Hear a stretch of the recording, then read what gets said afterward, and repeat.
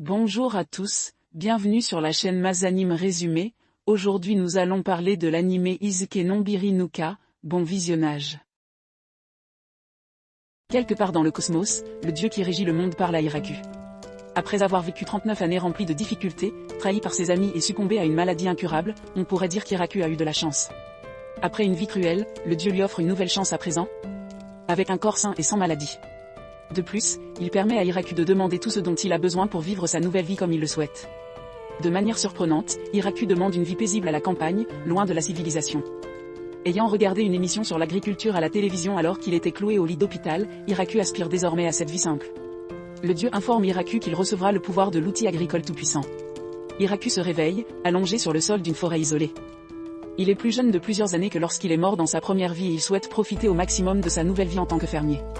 En réfléchissant à ce qu'il peut faire pour le moment, Hiraku essaie l'outil agricole tout-puissant et une oie apparaît mystérieusement dans sa main. En évaluant le terrain, Hiraku se rend compte qu'il devra se procurer de l'eau et de la nourriture avant de planter quoi que ce soit. Alors qu'il explore la région, Hiraku cherche une rivière mais n'entend que les feuilles qui bruissent. C'est alors qu'il aperçoit au loin un arbre à l'apparence unique, parfait pour établir sa base. Après avoir exploré davantage les environs, Hiraku ne trouve pas de rivière ou d'étang à proximité. Pour trouver de l'eau, il essaie la radiesthésie, une méthode qui consiste à utiliser un bâton pour trouver de l'eau, mais cela échoue.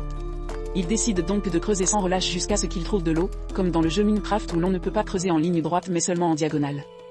Il creuse encore et encore jusqu'à ce qu'il trouve enfin de l'eau. Ensuite, il doit trouver de la nourriture, mais Hiraku n'a toujours pas faim et continue de construire sa base d'opération.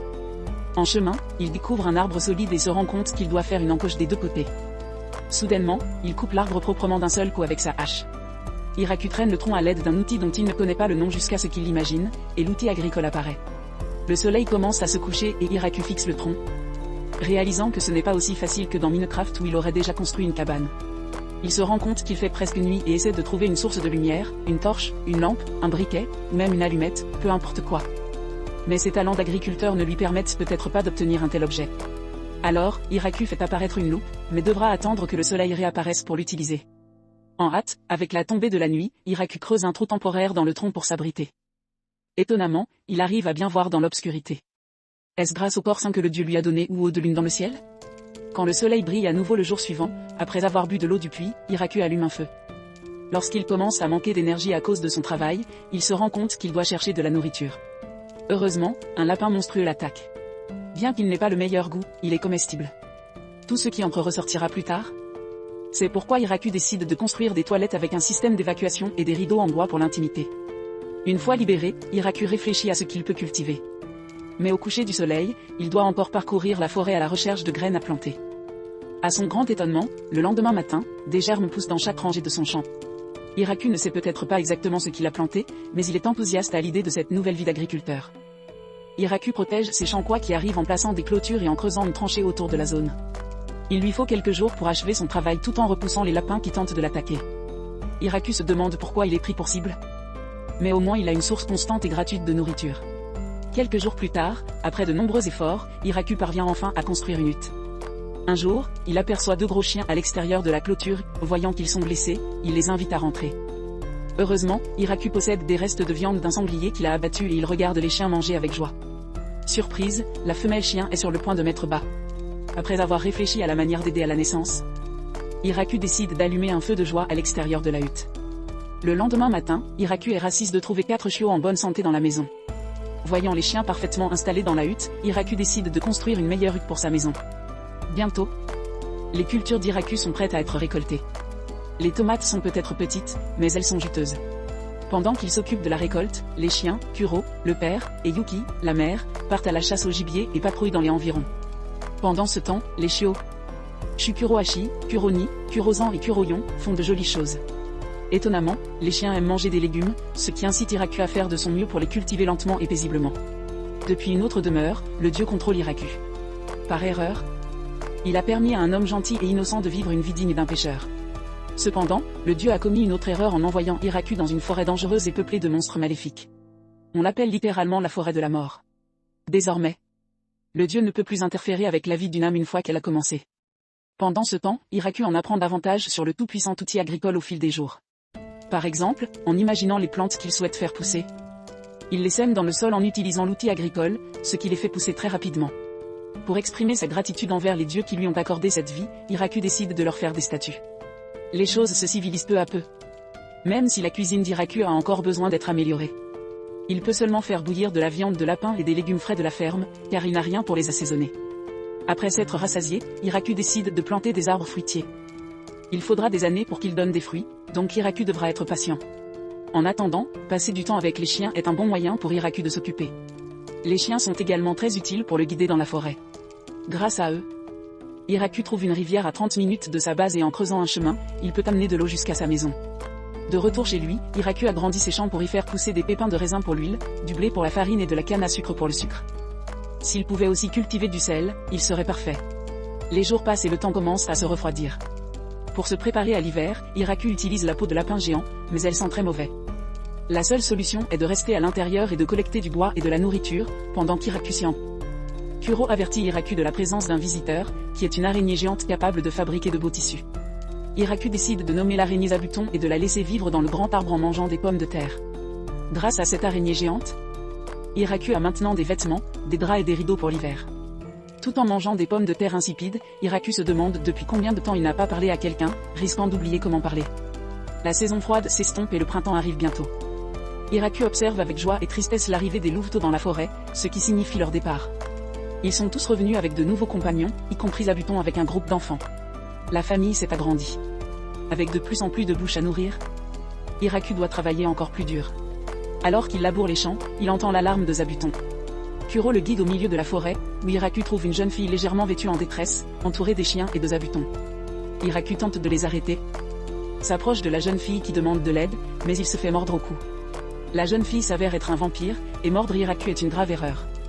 Les chiens l'attaquent immédiatement, la ramenant à sa forme plus petite et non vêtue. Bien que la jeune fille admette avoir attaqué les chiens en premier, Hiraku ressent de la compassion pour elle et lui offre son sang pour guérir. Grâce à la bénédiction du dieu, le corps d'Hiraku résiste. Après avoir terminé, il constate que la jeune fille est plus petite qu'avant et lui offre plus de sang pour qu'elle puisse retrouver sa forme complète. Cependant, il le fait par pure inquiétude, et non parce qu'Hiraku veut voir son apparence plus mature, du moins c'est ce qu'on croit. Hiraku coupe une tomate pour que la jeune fille puisse la goûter et elle l'apprécie beaucoup.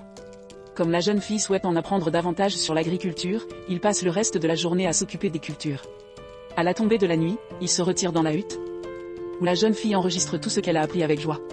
Hiraku découvre qu'elle s'appelle Lulu Lucy et qu'elle fait des recherches sur les plantes médicinales. Comme des nobles ont essayé de lui voler ses recherches, elle s'est enfuie à la recherche d'un endroit où se cacher. Elle a entendu parler de cette forêt et a décidé que s'y rendre l'aiderait à poursuivre ses recherches. Hiraku réalise qu'il n'a aucune idée de la réputation sauvage de la forêt, mais qu'il a réussi à apprivoiser de nombreux monstres. Lorsqu'il demande à Lulu si elle peut lui rendre visite à nouveau, Hiraku lui demande de rester avec lui pour toujours. Au départ, il n'avait pas d'intention romantique, mais il demande à Lulu de devenir sa partenaire de vie. Elle accepte et Hiraku la serre dans ses bras tout excité. Le lendemain matin, Lulu choisit de rester dans sa jeune forme afin qu'Hiraku puisse mieux se contrôler. Elle devient ainsi le premier habitant du village demi-humain d'Hiraku. Elle utilise une magie simple pour éclairer différents endroits du village. Quant au sel, elle indique à Hiraku une bande de sel sous le sol qu'il n'avait pas remarqué, ce qui signifie qu'il a mangé de la nourriture fade tout ce temps pour rien. Il ne profite que brièvement de la tranquillité du verger lorsque Zabuton donne l'alerte. La situation semble familière. Mais cette fois au lieu d'un vampire, c'est un ange qui est attaqué par des chiens. Hiraku le libère, mais remarque que Lulu essaie de s'éloigner. L'ange ordonne au vampire de s'arrêter et les chiens attaquent l'ange. Quelques instants plus tard, Lucy présenta Hiraku à l'ange comme son mari. L'ange s'appelle Tia et dans ce monde, les anges sont une race de guerriers. Tia cherche Lucy car sa tête a été mise à prix après avoir provoqué un noble pendant qu'elle était déchaînée en tant que vampire. Au cours de leur conversation, Lucy demande avec enthousiasme à Tia si elle veut vivre avec eux. Hiraku est bien sûr tout à fait d'accord. Bien qu'incertaine, Tia suit Hiraku pendant que le vampire lui fait visiter les environs. Une fois la visite terminée, Hiraku emmène Tia dans les champs et lui montre comment récolter les choux. À la fin de la journée, ils ont récolté des tonnes de produits. Plus tard dans la soirée, Tia savoure le merveilleux goût des fraises et apprend à quel point le travail à la ferme peut être gratifiant. Hiraku profite de ce moment pour demander à Tia de rester. Le lendemain, Tia invoque un golem de pierre pour l'aider à ériger des clôtures pendant qu'il transporte la récolte. Les nouveaux louveteaux viennent saluer Tia, car la famille de Kuro et Yuki est devenue très nombreuse. Hiraku construit un espace pour les chiens à côté du verger pour faire de la place au nombre croissant de chiens. Pendant ce temps, certains des enfants de Zabuton partent pour un nouveau voyage, tandis que d'autres choisissent de rester. Mais bientôt, même Tia décide de partir et revient bientôt avec 7 filles elfes dirigées par Léa, qui ont entre 300 et 400 ans. Elles vivaient toutes dans un village situé loin au nord, mais leur peuple a été anéanti après avoir été entraîné dans une guerre entre humains. Après avoir entendu leur triste histoire, Hiraku accueille chaleureusement les filles dans son village. Avec l'arrivée de ces nouveaux villageois, ils devront construire une véritable maison. Les elfes en savent plus sur la construction que Hiraku, qui se contente de creuser des trous, d'aplanir le sol et de ramasser du bois pour eux. Au bout de 10 jours, une maison très spacieuse est achevée. Plus tard dans la journée, les filles elfes participent aux travaux de la ferme, pendant qu'Hiraku et Léa ramassent de l'ail pour le stocker. Léa dit qu'elle a l'intention de faire des travaux d'extraction et de forge pour remercier Hiraku de son hospitalité. Ils construisent rapidement un poste de travail de forgeron, qu'ils utilisent pour fabriquer un wok pour Hiraku. Les elfes n'ont pas réussi à s'installer et à se reproduire depuis près de 200 ans, mais au moins elles ont maintenant un endroit où vivre. Hiraku évite de parler de la deuxième chose pour l'instant. Le lendemain, Leaf aborde Hiraku pour lui demander si elle peut leur faire du pain, ayant vu que le village possède un champ de blé. Grâce à la levure qu'elle apporte avec elle, ils peuvent faire du bon pain à partager avec tout le monde. Alors qu'il envisage d'agrandir les champs de blé, Hiraku se demande à qui appartient le terrain. Il répond que le terrain appartient au roi des démons, mais comme Hiraku a tout construit sans aide extérieure, il peut revendiquer ce terrain comme le sien. À la nuit tombée, Hiraku se consacre à sa cabane en bois. Le lendemain, l'araignée se présente avec une guêpe géante attachée. Alors Hiraku construit une ruche pour la production de miel. Il construit également un réservoir pour puiser l'eau de la rivière et utilise des briques fabriquées avec le marteau magique pour enfin transporter l'eau.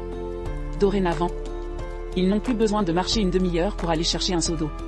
En plus de l'eau, du poisson arrive de la rivière, un aliment qu'ils n'avaient pas apprécié depuis longtemps. Maintenant que l'eau est disponible, Hiraku décide de construire une rizière et demande aux filles elfes de planter des pousses de riz dans l'eau. Une fois que le riz a poussé, Hiraku fabrique une batteuse et montre aux filles comment l'utiliser pour obtenir du riz. Ensuite, Hiraku demande à Lou d'allumer le feu pour faire bouillir le riz. Enfin, Hiraku crée de parfaits onigiri au saumon pour les filles, qu'elles adorent. Après une journée de travail dans les champs, Hiraku remarque que les filles elfes se nettoient avec leur magie et manquent donc d'un bain chaud. Heureusement, dans ce monde, il y a les limaces qui sont de véritables charognards. Ce soir-là, c'est l'heure du bain et Hiraku se déshabille devant les filles pour leur montrer comment fonctionne un vestiaire et une baignoire. Voyant qu'il est soulagé, les filles se déshabillent et sautent dans la baignoire avec lui, disant qu'il est préférable de se baigner ensemble. Le lendemain, Hiraku constate que ses champignons ont poussé, mais 5 autres filles elfes arrivent soudain à la recherche d'un abri. Ainsi, les filles elfes ont contribué à agrandir le village et à faire beaucoup d'enfants. Avec qui? Vous direz-vous? Si vous voulez savoir ce qui arrivera au village en expansion d'Hiraku, veuillez commenter, vous abonner et laisser un like. Merci d'avoir regardé. Et voilà, nous sommes arrivés à la fin de cette vidéo. Si vous voulez une suite à cet anime, alors abonnez-vous, commentez et laissez un like. Merci d'avoir regardé.